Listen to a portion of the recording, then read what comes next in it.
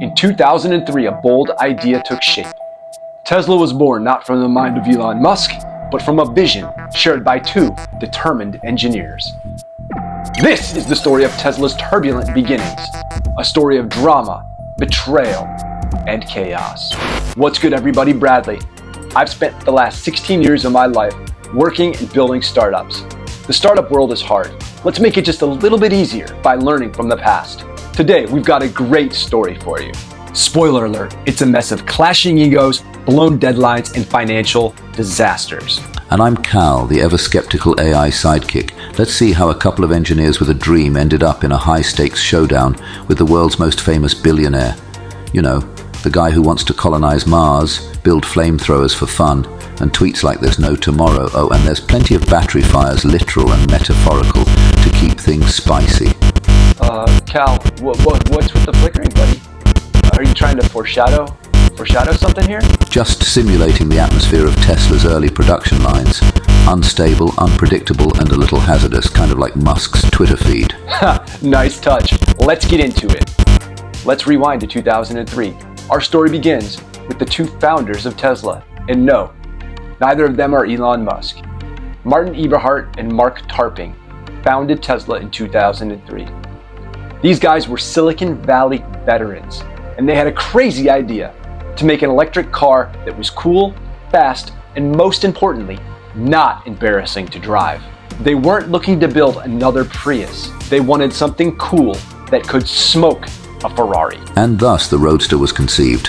But let's not get ahead of ourselves. Before they could even think about a car, they needed money. Lots of it. That's when they pitched the idea to Elon Musk, who was fresh off his PayPal success. Elon loved it. He saw it as the next step in his quest to save the planet. So he invested $6.5 million as part of their first financing round and came on as their chairman. And that's when the real drama started. Imagine a boardroom with too many cooks, all convinced they're the head chef. Musk wanted more control, and Eberhard, Tesla's original CEO, wasn't about to hand over the keys to the kingdom. And trust me, folks, Musk doesn't like to share unless it's memes. The tension between Musk and Eberhard was palpable. Eberhard was a meticulous engineer, focused on all the details, while Musk was a visionary who wanted to move fast and break things. Literally everything. They clashed over timeline, budget, but most of all, control. Picture a soap opera, but with more batteries and less romance. Musk thought Eberhard was too slow, and Eberhard thought Musk was too reckless. It was a power struggle for the ages, kind of like trying to set autopilot while your car insists on taking you to the nearest charging station. As the Roadster's production dragged on, costs spiraled out of control. Musk was furious. He believed Eberhard's leadership was sinking the company. By 2007, things hit a boiling point. After months of mounting pressure, Eberhard was pushed out as CEO. Officially, it was a transition. But let's be real, it was a coup. Oh, the classic. You're not fired, but you're definitely not in charge anymore. Eberhard would eventually sue Tesla, alleging defamation and slander, but the damage was done. Musk was now the de facto leader of Tesla's rebellion.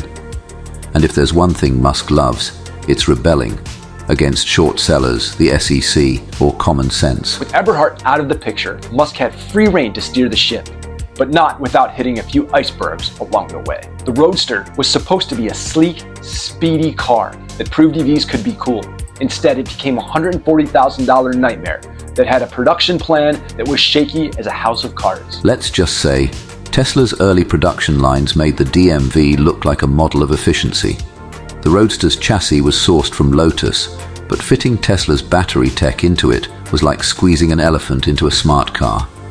They faced constant engineering challenges. The transmission kept failing, the car was over its weight target, and the battery system had a tendency to overheat. At one point, Tesla was burning through over $100,000 to fix every single car it made. And don't forget the prototypes that caught fire. Always a crowd pleaser, that one. I guess you could say they were Hot Wheels, or maybe they were just practicing for Musk's next venture, flamethrowers. Despite the setbacks, in 2008, the first Roadster was delivered. It wasn't perfect, far from it, but it was a proof of concept. And more importantly, It was a symbol that maybe, just maybe, this crazy idea could work. But Tesla's troubles were far from over. By the end of 2008, they were near collapse. The global financial crisis was in full swing. Investors were spooked, and Tesla had a mere few weeks of cash left. Musk was scrambling to keep the lights on, personally funding the payroll out of his own pocket.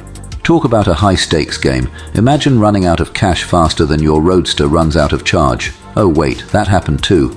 It's a wonder Musk didn't just tweet out, "Who needs investors? Just like and retweet this post to fund our next model." In a last-ditch effort, Musk pulled a Series E funding together just before Christmas in 2008.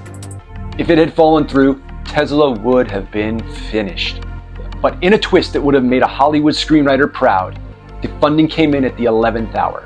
Tesla was saved by the skin of its teeth. And by saved, we mean they had just enough to stumble into 2009. Hardly a fairy tale ending, but for Musk, it was enough. He took over as CEO officially, determined to turn Tesla from a near failure into a revolutionary force, because if there's one thing Musk hates more than losing, it's not being the hero of his own story. With Musk now at the helm, they pivoted towards a new car, the Model S. It wasn't a sports car, it was meant to be the family sedan of the future. Musk threw everything into it, his time, his money, and his reputation. You know the saying, go big or go home?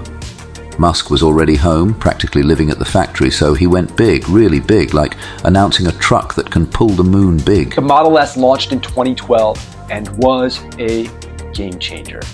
It was everything the Roadster wasn't. It was luxurious, it was spacious, and it was a relatively affordable, sporty car.